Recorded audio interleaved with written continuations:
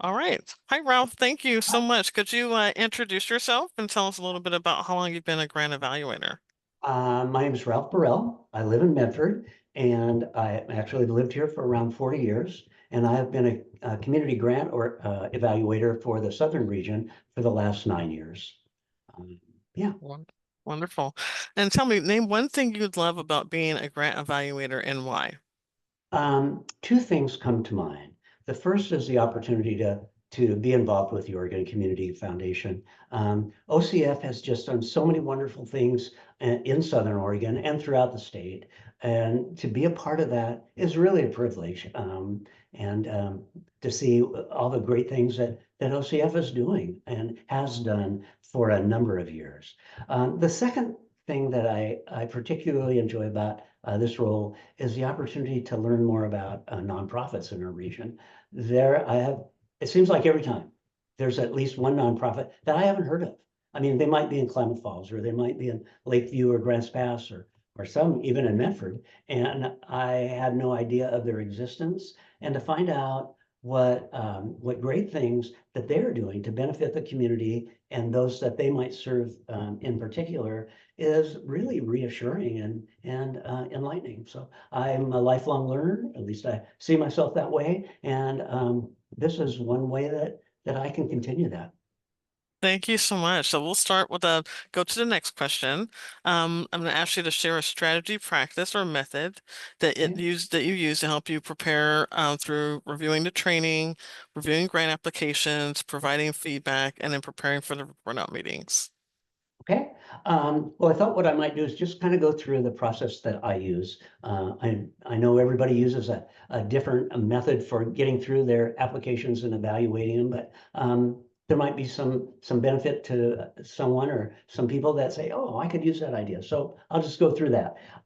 What I do, obviously, to begin with, is review all of the OCF documents and videos when they come out. I don't take for granted that just because I've done this for 9 years, that I surely know everything that OCF is expecting. And sure enough, there have been various times where there's been some tweaks to it, and that's been really good for me to know. So I think it's important that I don't take for granted.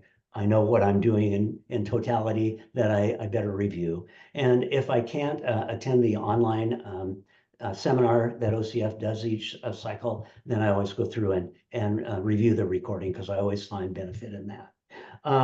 Then what I do is I download copies of the OCF funding priorities and the rubric scoring guide, so I can familiarize myself with that. And I'm ready to get started as soon as the applications are available.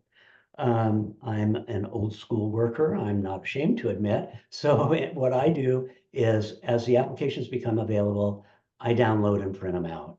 It's so much easier for me to highlight certain statements and maybe make an asterisk or underline issues that are brought up or statements that are made that might prove really helpful in spotlighting the rubric expectations and scoring, or may give me some ideas for comments, positive and comments about concerns that come up.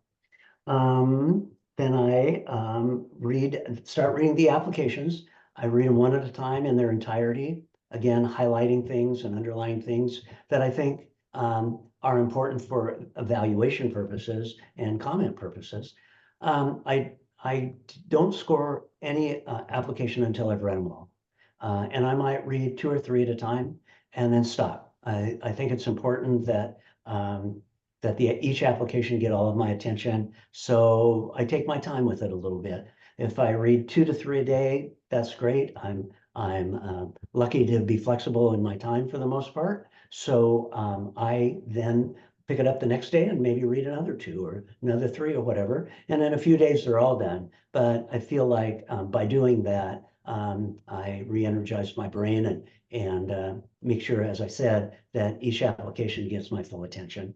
Um, Once I've read each one, again, highlighting and underlining important things that I have, I go to the online scoring rubric and use the comments and underlined statements to see how they fit into the rubric in and of itself. That's the way I kind of come up with my scoring. Let's see if I wrote anything else here. I just want to make sure that any score that I give is reflective of the expectation of the rubric and the funding priorities as I've highlighted in each application. Once I've done all that, and I've done a rubric for each one, I go back and I review the scores that are the lowest of the group.